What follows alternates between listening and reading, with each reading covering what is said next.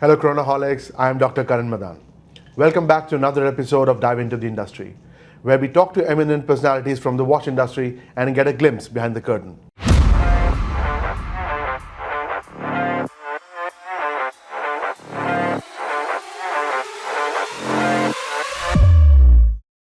Today, our guest is Mr. Pim Koeslag.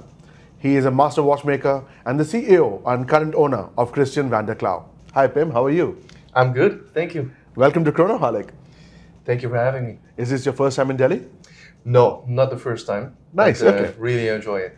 Lovely. So welcome to India, welcome to Delhi, and we have some lovely watches on the table today with us, and we're going to do a walkthrough of the Christiaan van der Klaauw manufacture, the way that you make watches, and about yourself. So let's start with you. Tell us about yourself, Pim. Yeah, well, I started my career in Holland, Sure. where I was born, and I did watchmaking school in Amsterdam. Okay. 4-year training. Right. And just before finishing, I was elected to be best watchmaker in the watchmaking school. Very good. So they sent me to Patek Philippe to have an extensive training and worked a little bit in after sales service Sure. and in production there. Sure. So that was my first real touch with watchmaking industry. How long was the internship there? That was 2 months. That's, I think, could be a lifetime worth of experiences, I'm sure. Oh yeah, definitely. Yeah? Definitely. It's amazing. I still profit from that experience. Wonderful. So the 4-year course at the Amsterdam School of Watchmaking that you attended, that certifies you as a watchmaker. But what does it take to get to a master watchmaker? Yeah, well, that's really depending the countries. In Holland, it will be watchmaker. In other countries, 4 years Sure. is already master watchmaker. Sure. I think in my case, the real experience that makes the difference. So wonderful. a long Okay. way of experience Right. and a lot of, for example, in my previous jobs, I was responsible over 65 watchmakers. Wow. Okay. And that will get you to Right. the next step. That was at Frederique Constant, though. Exactly. Yeah? Exactly. And your experience with Frederique Constant was almost worth 15, 20 years, wasn't it? Yeah, 21 years actually. Wow, that's amazing. Yeah. Lovely. So you basically set up their manufacturer, because I remember when they started, they did not have a proper manufacturer. No, well, I was the first watchmaker, so Oh, wow. we were Amazing. 10 people in the company at the time. Lovely. Wow, look at that. So the guy goes back so way back with a wonderful favorite brand of ours as well. So tell us about how the shift from Frederique Constant and how did it come about to Christiaan van der Klaauw? And I mean, did the Dutch heritage and the provenance of you being from Holland and the brand, of course, being a Dutch watchmaker, did that have a lot to play in there? Definitely, but I think it's good to go back to the watchmaking school again. Sure. Because there, Christiaan, he gave a lecture to Okay. my classroom. Right. And this was the first time that I really got this passion, and he transferred like the know-how Right. and everything. Right. And that was where I really got interested in the brand Christiaan van Sure, der Klaauw, and sure. of course the person itself. Sure. Because Christiaan is still alive. He's I know. 81 years old right now. Does he have a lot of role to play in how the brand is going these days and watchmaking goes these days? No, the brand not anymore. Okay. He doesn't want to so much. Sure. Because he just want to take it easy. Sure, fair which enough. I completely understand, of course. Sure. But yeah, it's later I will explain a little bit more Sure. about All right. his influence in the last Sure. developments. But it was a great experience because I met him after I thought, okay, I really want to work with this guy. Right. So I went to the northern part of Holland where I met him Yeah. in his garage Okay. because his workshop was in his garage. In his It garage, was right? A one-man show at the time. Sure. And he painted a big planetarium on the garage door. Amazing. So everybody knew that if you That's want to buy a watch, yeah. you have to go there. That's where you go. It Okay. was really nice. Yeah. And he had all those machines, those turning machines and phrase machines that we have now in our workshop, Sure. which we still use, by the way. Wow, that's amazing. He had that at the time there. Okay. So I was stunned. So I thought, okay, I really want to work with him. And when I got my diploma, after I was invited by Patek, I went with him to him again, and I said, "Well, I want to work with you. I have my diploma now. Right. Let's do it." Right. And he said, "Well, if you have the possibility to go to Switzerland, Okay. please go for a year or two then come back with more experience, and then we go to work together. And I said, okay, fair enough, I'll do so. And I stayed 21 years. So 2 years turned to 21 years. Yeah. And that's fine. I mean, I think the man gave you great career advice, didn't he? Definitely. And you brought all that knowledge, not from your time at Patek, from your time at Frederique Constant. And then how did Christiaan van der Klaauw then actually join hands with you? Let's go back one step more. Sure. So after Patek offered me a job, but I already got in contact with Peter Stas from Frederique Constant, the founder and CEO at the time. And he told me, okay, at Patek, of course, you can work on movements, you can repair and everything, but if you want to touch a tourbillon, only touch it, it's maybe 10 years. Wow. 10 years of experience, otherwise, no way. Okay. But at Frederique Constant, he offered me, as first watchmaker, to be part of this great development. Yeah. And so creating movements, creating designs, creating the full package. And they let you have creative freedom to go with how they wanted? Yes. That's wonderful. Yes. And that was so cool, because that's also the reason why I took this decision to go rather to Frederique Constant and to Patek Philippe. And I never regret it, because it was really amazing. Yeah. So we developed it as first watchmaker. I hired some people, some watchmakers. I became chef atelier. Sure. Then technical director.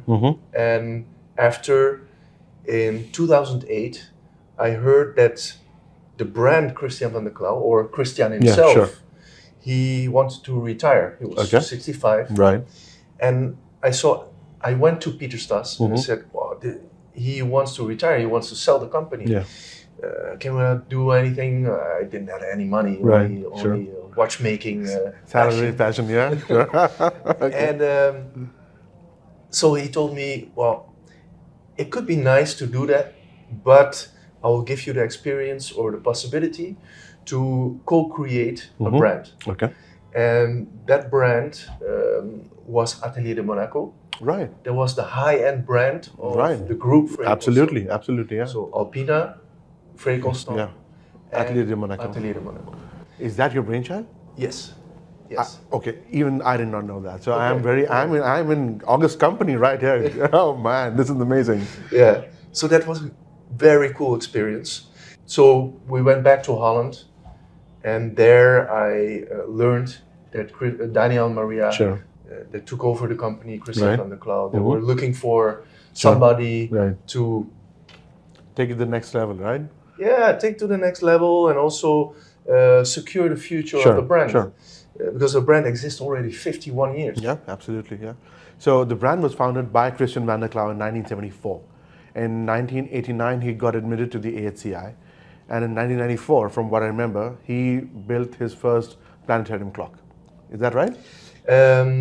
Yes, clock, yes. Right? And the watch came after in 2000, if I'm not mistaken. 1999. 99, yeah. Okay. Yeah. So, legendary watchmaker, of course, but very fixated on the actual study of the planets, of astronomical clock and astronomical timekeeping. That's what the backbone of Christiaan van der Klaauw is. And I'm so happy that the direction hasn't changed. The overall aesthetic, the overall the mindset of the manufacturer and the brand hasn't changed at all. Yeah. The big advantage is if you compare, for example, with Atelier de Monaco, you have to create everything. That's right. There was no DNA because it doesn't exist. Sure. With this beautiful brand, the DNA was so crystal clear, and that Daniel Maria did very good job to really impose this vision of astronomical watches. We are the only watch brand in the world that is focusing solely on astronomy. Yeah, that's right. And that's what set us apart. Before we kind of go into the other aspects of the brand, let's start talking about the watches on the table. What would you say is, I know there's the absolute pinnacle of watchmaking right there with us, but I'm going to start with the Ariadne, because that is kind of the more accessible line of watches from the brand that more or less people understand and people can get to and understand astronomical watchmaking and timekeeping from a very base level.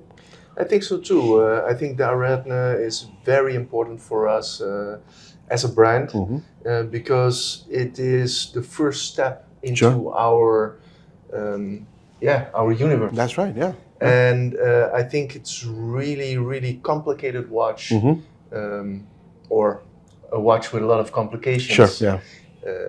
For the price level. That's right. So we're calculating euros. Yeah, sure. So it's just under 9,500.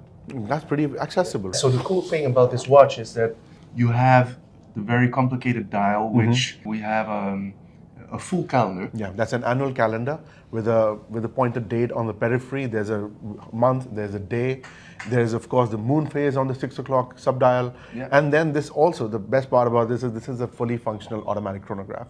Exactly. And this is if I'm not mistaken, this is based on the Valjoux ETA 7751 caliber. Exactly. Yeah. Exactly.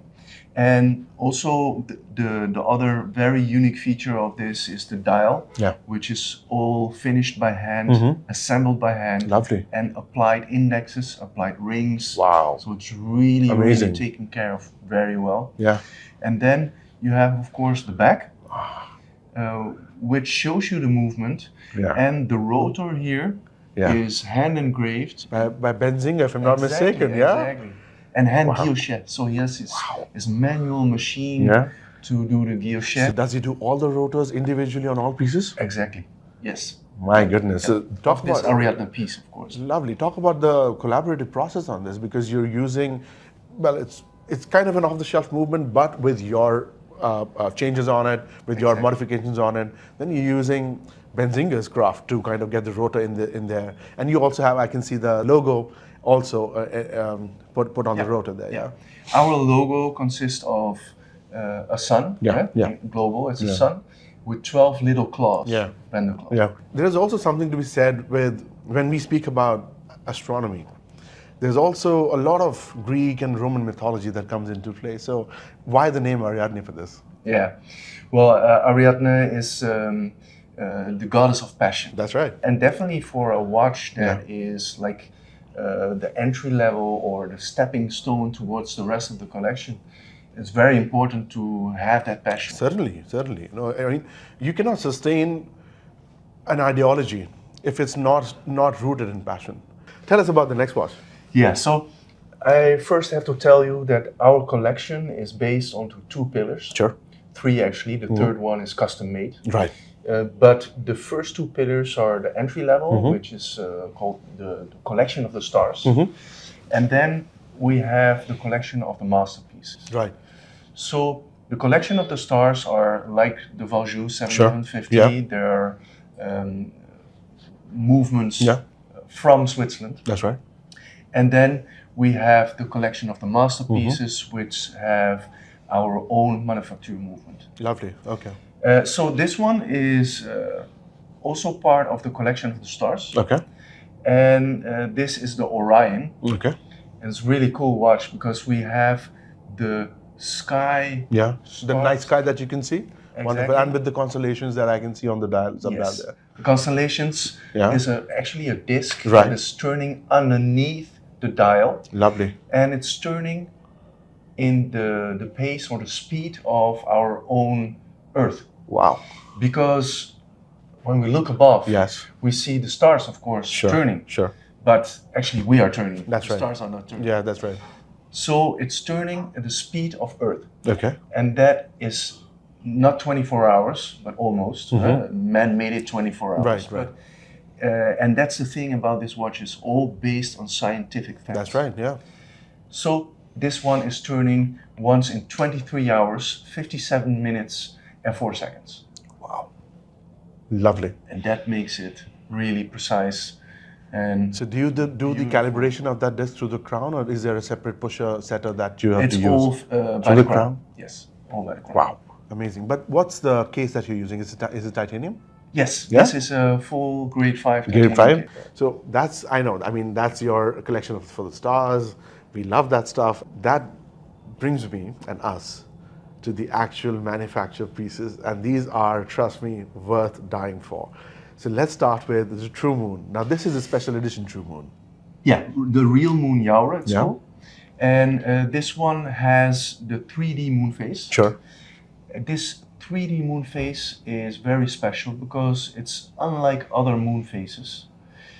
Of course, we have some other brands Sure. that carry Right. 3D moon phases. They do, yeah. But Christiaan already invented this in 1980 in one of his clocks. Wow, I did not know that. Okay, that's wonderful. And so this sphere actually that is turning exactly like the phases of the moon. So it is so precise that it has a deviation of 1 day in 11,000 years. Goodness gracious me. Wow. And so again, Yeah. based on the scientific Yeah. facts of astronomy Yeah. and on the cycle of Of the moon, yeah. and Earth. It's a 3D moon. It's circular. It's Yeah, engraved. It's painted like that. You can see that Oh yeah. if you turn it, Oh yeah. It is You can go moving through the cycle of the moons. Is this a ceramic piece that you've made? Is it what material is it made of? stainless steel. Okay, wonderful. Stainless Okay. steel, one side is rhodium plated Sure, and okay. the other side is painted by Painted hand. black. Okay. And everything is painted. Even the plating and the finishing is done by hand on the rhodium Yeah, side of as course, well. of course. Fantastic. That's our thing. We Yeah. really create everything by hand. Craftsmanship is one of the most important things Sure. of this brand. Pretty evident too. But there's also one thing that I must say.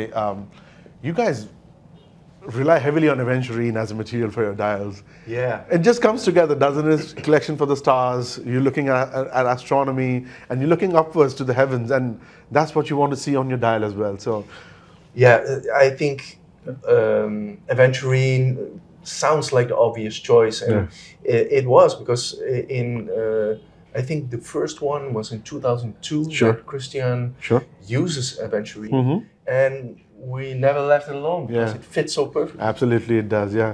See, you did the moon phase, the true moon. I get that. It's wonderfully executed.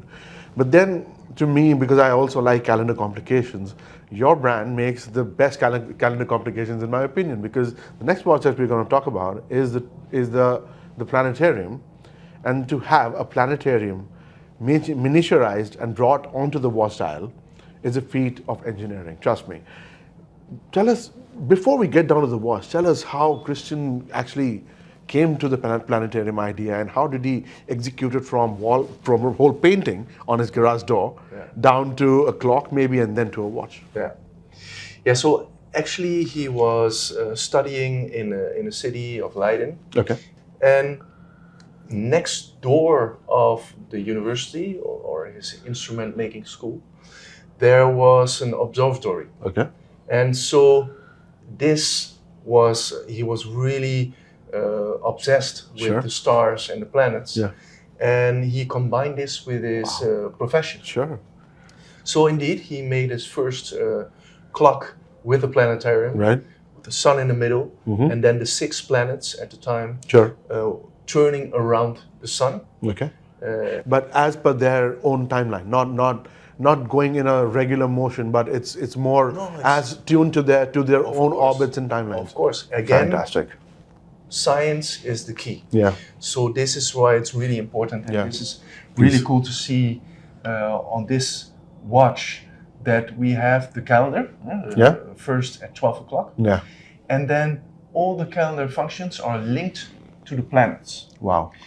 And we have here at 6 o'clock our 6 planets of our solar system. Right. And the first planet that is turning around the sun is the planet Mercury. Sure. The planet Mercury is turning once in 88 days. Sure. Then we go to the next one, Venus. Venus, 219 days. 224. 24. Yeah. And then, of course, we have the planet Earth, Right. which is 365 days. Our calendar is based on that. That's right. And that's also why you can read off around the planetarium the zodiac signs. Wow. Do we have a zodiac sign here? Yes, yeah. Oh my God, that's fantastic. Okay. Then, of course, we have the planet Mars, Jupiter. Sure. And then on the outside, we have the planet Saturn. And this one, completely on the outside of our solar system. The perceived solar system at that time. Yes. That's right. Yeah. And after that, the other planets were discovered later on, of course. Yeah. Yeah. Well, in this case, they were already discovered Yeah. in 2000 when he created this watch. Okay. But it was too small to put more planets. Fair. Yeah.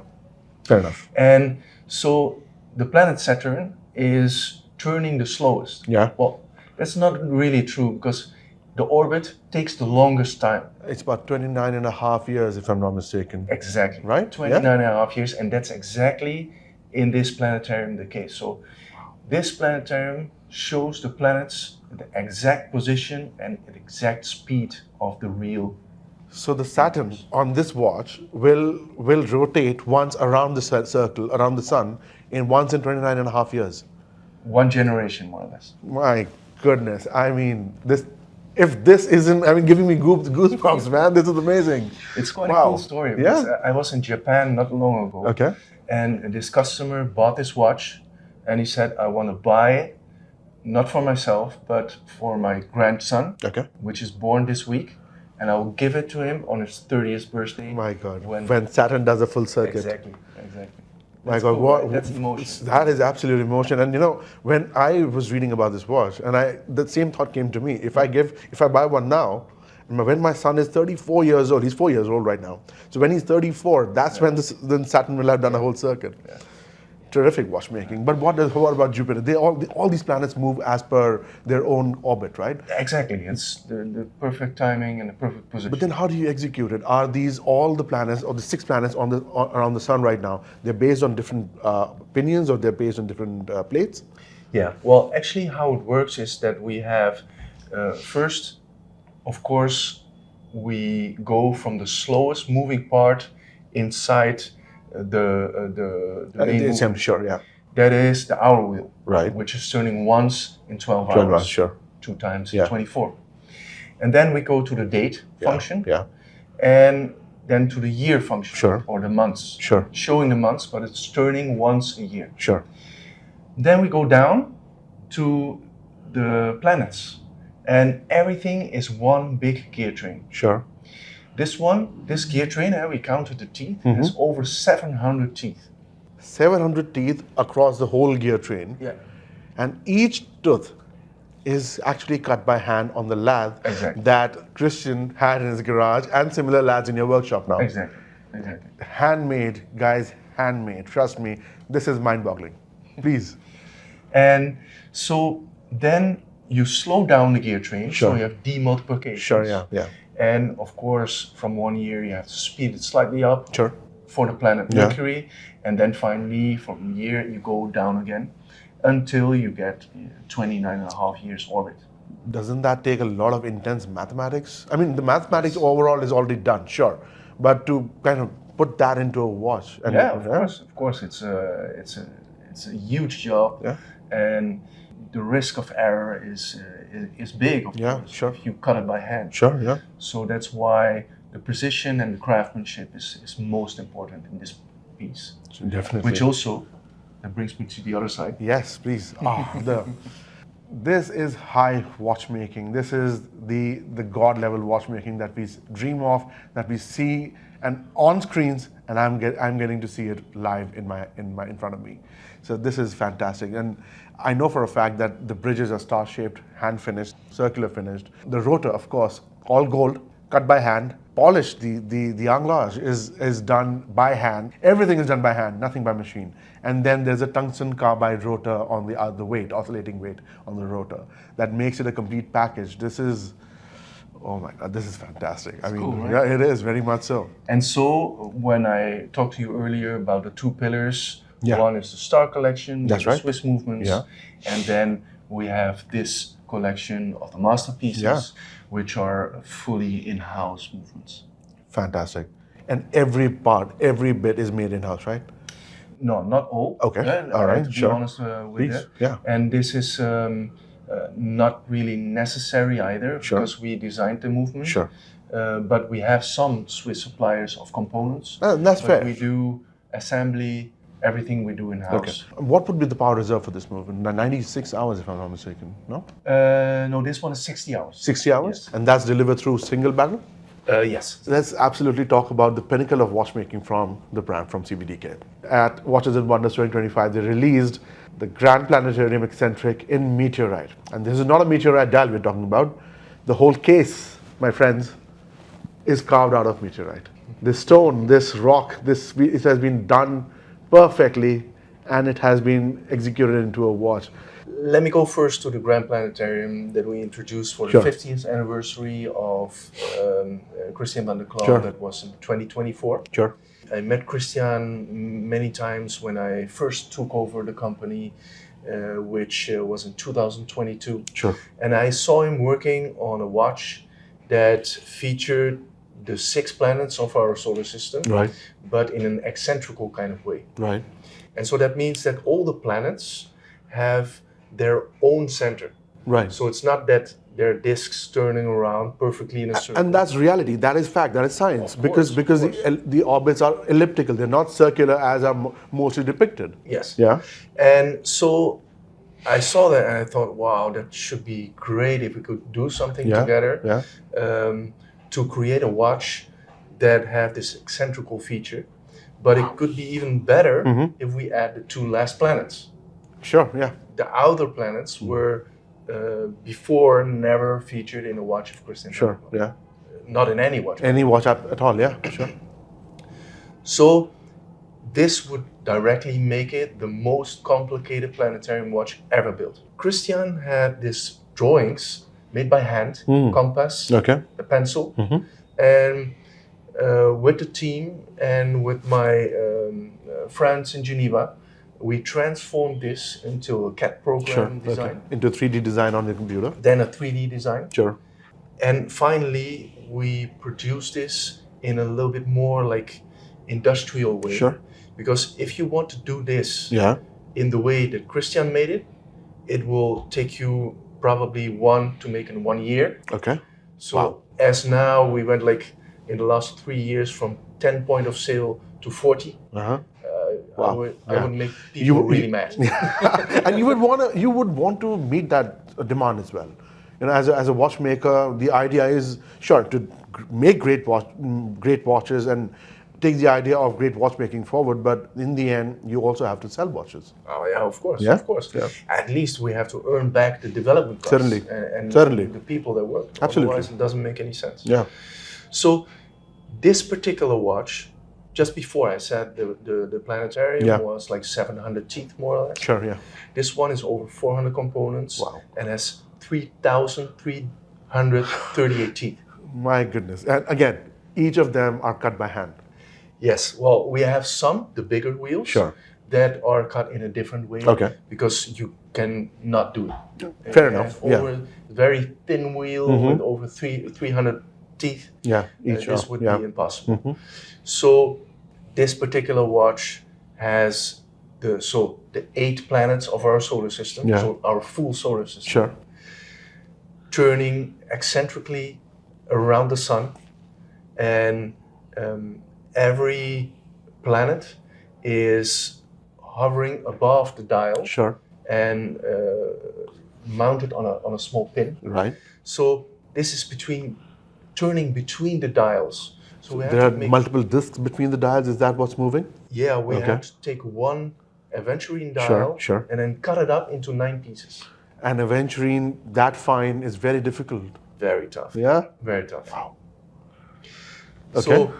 that's the regular Right. Grand Planetarium. Well, not the regular anymore because, like you said, tell me something. Just because, for my curiosity, how many pieces of the planetarium are you manufacturing in a year? I think in a year we make like 15 pieces. 15? Yes. Painstaking work. At Yeah. least this year we delivered around 15 pieces. All right, but then there's another quarter to go, so you may have another 3 or 4 pieces coming in, maybe. Yeah, I think we will have like around 15 per year. That's Sure. also what I want to aim for. And yeah, it is just very, very complex. Yeah. So it's... It is. Complexity kind of is an understatement for this kind of a watch. This is ridiculously good. Of course, what was it to work? How was it to work with the Meteorite case, for example? Meteorite dials, one slice, you kind of finish it, you etch it, you put it on. Kind of easy, kind of. Not easy, but kind of Yeah. easy. But this is, I'm sure this is many levels above. Yeah, well, a dial, of course, is 0.4 mm Sure. thick. Yeah. And around 30 millimeter in diameter. So you need only a very small sliver Yeah. of the actual material. Sure. this particular case, and again, I will show it to you because Please, yes. it is from the front. You don't see it that much, but here you see the beautiful Meteorite pattern coming in. meteorite pattern. Yeah. And even the crown and the case back is made out of meteorite. So for this particular watch, we used 1.9 kilograms of meteorite. Wow. But there's a lot of wastage as well for the material. Yeah, now it's only 60 grams. Yeah, look at that. Wow. Yeah. This is fantastic though. And then the finishing also, this pattern also comes out with a special acid technique, doesn't it? Yes. And that's pretty cool feature of meteorite, because you cannot fake it. Man cannot make this. That's right, yeah. So the thing is that this meteorite is actually a part of a star. Yeah, sure. So it's the inside of a star. That's right. The outside of a star, like our sun, that's our own star. That's right. The inside of the outside of the star is made out of stone. Yeah. But the inside is liquid metal. That's right. And if this liquid metal, for example, in this case, there was a collision with another thing in space, and it will fly out in different directions, sure. And that makes this pattern come out only when that liquid metal cools down over hundreds of millions of years. Wow. Okay. Only then. Yeah. Only then can you kind of get this. And this, every meteorite would have a different pattern, would have a unique pattern, right? Exactly. Wow. So this is, I mean, one of one, your piece unique, takes a different meaning altogether when you hold this watch in your hands.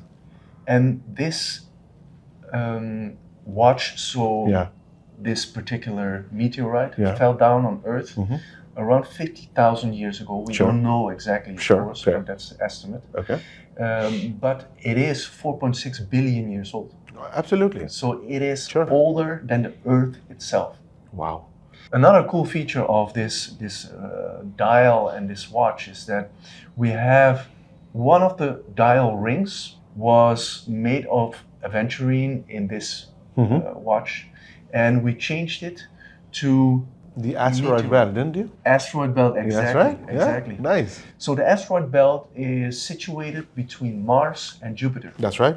And it is because of the planet Jupiter is our biggest planet and has the most gravity. That's right. So all the debris, asteroids and the stones, etc., is collecting in this area. That's right, yeah. And that's exactly the area that here is illustrated. And the thing is that, and that happened also with this part, with this meteorite case, there was a collision, and then it broke out of that's right. That cycle. Sure. And then it fell on Earth. Yeah. And we made fine. No, wait, the asteroid belt that you depicted on the dial and those stones that you put on there are an actual meteorite that fell on Earth? Yes. Well, even this part, the outside case, that I get. was there. That I get. But also on there, we have 5 little stones. Yeah. And these one we found in our process to find the actual meteorite for yourself, yeah? And we found those little stones, and we checked with X-ray what it was actually. Yeah. And we saw that there was an inclusion of a gas that's only present in Mars. My goodness. So that is probably a Martian asteroid or a piece of Mars that was stuck in the asteroid belt for some time and then came down to Earth as a meteorite. Well, it is actually a lava stone. Wow. Okay. So, and this lava stone, and that's very interesting because we have Mars is a quite smaller planet. That's right. So, but they're huge volcanoes. And those huge volcanoes, when they erupt, they will eject it out of space. Wow. And very, very rarely, something falls on Earth. And that's what we found and put here on this asteroid belt. Oh. Fantastic. So, Dr. Carl Sagan put it in a way that, and he said that we as human beings are literally stardust because our atoms that we are made of were part of stars at one point. If you cannot appreciate that part, because, well, we are human after all, but this to hold, you're actually holding a piece of the space of the heavens above in your hand. Are you really proud of this watchmaking, this watch? Yeah, this piece?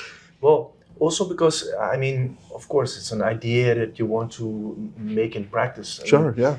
But the thing is that a friend of mine he's a case maker in Switzerland, in Geneva, and I brought him this huge piece of meteorite. Yeah.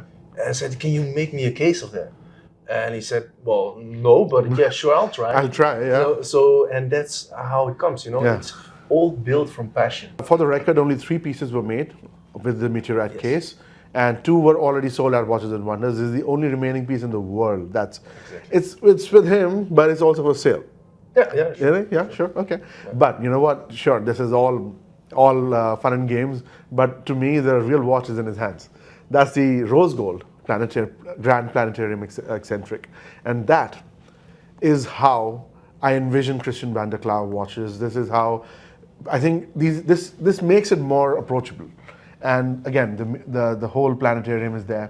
There's also the zodiac on the periphery, on the chapter ring, right? Yeah, we have the months Yeah. and the zodiac signs around the Right. watch. Yeah. It is actually the Earth that is indicating the Sure. zodiac signs and Sure. the months. Absolutely. It's our calendar. Yeah. So in the opposite of the Earth, we have a small red triangle Right. that is indicating towards the right month and the Oh, right wow. zodiac sign. Fantastic. How's the experience? I know it's a big watch. I mean, I'm sure you get it a lot. It's a 44 millimeter watch. It's and because the dial has to be made large to depict all the planets, the crystal, actually sapphire crystal, goes from end to end. So it's a whole big dome crystal that is implemented on the top. Pretty well done. But do you get the feedback that it's a large watch, and consequently, would you consider making it a smaller watch, maybe for the I'm not going to say for the ladies specifically, but maybe more a unisex size in this watch? Yeah. Well, things are coming. Yeah. But the fact is that if we want to show the 8 planets in an eccentrical kind of way, Yeah. it is fully packed. It is. It sure is. You Yeah. cannot- Yeah. And the thing is that we worked a lot the case to have smaller lugs and That is a slightly redesigned tapered. case as well. Yeah. Yes. Yeah. And the whole strap is like very globing this watch. So even from my opinion, I mean, I'm a small guy with a small wrist, and even I wear it very comfortably easy. on your wrist. Yeah. very It looks smashing on your wrist, no question. Because then it's a wonderful watch as well. Wow. Thank you. But then, where does the brand go from here? You've literally brought the whole solar system on our wrist. Where do you go from here? We have so many things to discover. Yeah? Still. Yeah, that's the cool thing about a watchmaker. Before I was really a watchmaker, and we focused on balance wheel, hairspring, like Sure. the time that ticks. Maybe we can bring it to the next level, tourbillon, minute repeater. Yeah. But this is like a whole different world, and that's what I like about this brand, is that we can go like, I mean, if I have to write down all the ideas, and we could do every one in a year. Yeah. For the next 50 years, we're done. That's So, fantastic. Of course, you cannot do every crazy thing like Right. every Sure. year, Sure. but it is so much inspiration. What does it take to be an independent in this market scenario? I'm sure it takes a lot from you, because there's a lot of pressure from the big brands, from the mainstream brands. But how do you differentiate yourself? Well, I think in our case, it's the differentiation is really the astronomy. Sure. That on one part, that's part of our DNA. Sure. The other part, that how we differentiate, is that I'm still the one that takes care of the company, but also the one that knows everything about the watches. Sure. As I'm a watchmaker myself. Sure. Yeah. And this you had maybe with FP Journal or with Frank Muller at the time. Yeah. But this doesn't happen a lot. And Sure. I think we made a beautiful, unique piece lately for a collector. And this is what he said. I wanted to buy a watch, big name brand. Sure. But I prefer to buy it with you because this connection and this discussion about the unique piece that we are making is not comparable with other brands. Absolutely. You cannot get that kind of service. You cannot get that kind of access to a watchmaker, for example, you would, I'm pretty sure, take personal interest in a piece unique, right? Rather than being a collector being shunted off to one of the marketing divisions, one of the sales guys saying, hey, you know what, these guys will deal with you. Yeah. That is the core differentiating factor that we also perceive. I mean, that is why the love for independence also exists in the collectors community. Exactly. Yeah. And for example, this collector, he wanted, or he asked me, can we engrave my daughter's name in the case back? And I thought, yeah, well, of course we can do that. But let's take to the next step. We engrave the silhouette of her face inside the barrel. So My it's goodness. turning around like this. Wow, That's what I think is like, wow. Yeah, talk about personalization and the meaning it carries in the end. Yeah. No, absolutely. And piece uniques are meant to be special, very, very special, right? Yeah, definitely. Because you're an independent. How many people do you employ at the atelier? We have now 12 people. Okay. And we have 8 watchmakers. 8 dedicated watchmakers? Yeah. That includes you, because you also get to do your watchmaking. including me, yeah. But how much time do you get to spend on your watchmaking, and rather than behind the desk and on the business side? Yeah, not enough. You would like to do more of that, wouldn't you? Yeah, definitely. As an independent watchmaker, especially with your collaborative process, you've won awards in the past. You've gotten a great stage to present your art at, right?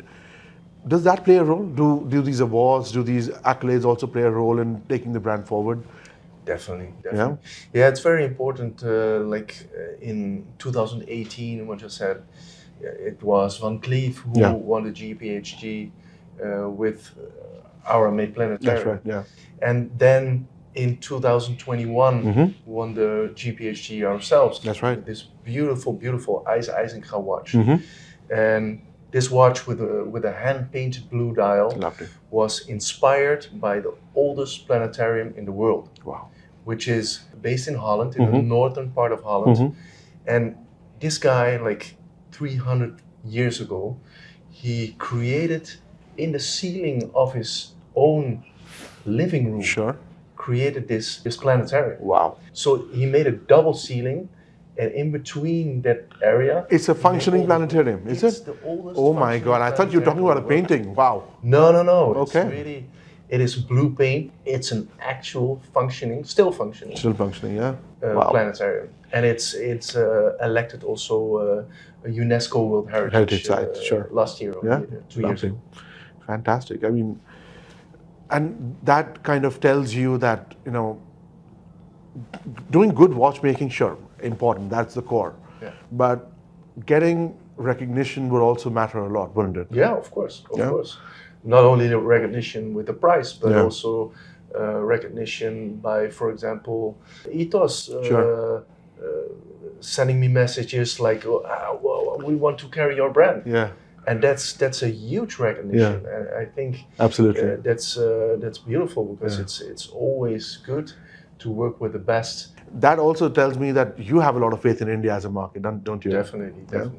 How would you say that the brand has grown in the last 3 years since you've taken over? Well, it was crazy. Yeah. I mean, still crazy times. As I said, we went from 10 point of sales to 40, and 8 from those 10 point of sale were in Holland. Wow. Okay. So globally, we're expanding very quickly, and this also thanks to guys like you. I mean, and thank you. Wyco, for example, of Revolution, who helped me a lot in the development, not only by spreading the word, but also using his connections to hook me up with the best people in the industry. Absolutely. And thank you for recognizing our efforts, because whatever we can do, we will definitely do for you. You know, wherever we are needed, we'll step up for sure. Our aim is to bring forth and throw light on worthwhile watchmakers, high horology, and independent watchmakers who are doing extremely good stuff but are not getting enough limelight. And we know you guys are out there. We know so many other watchmakers are in Holland, in Switzerland, in France, they're doing their own thing. But they need a platform. They need not just one platform, they need multiple platforms to come forth and talk about their craft, talk about their passions like we said today. Yeah.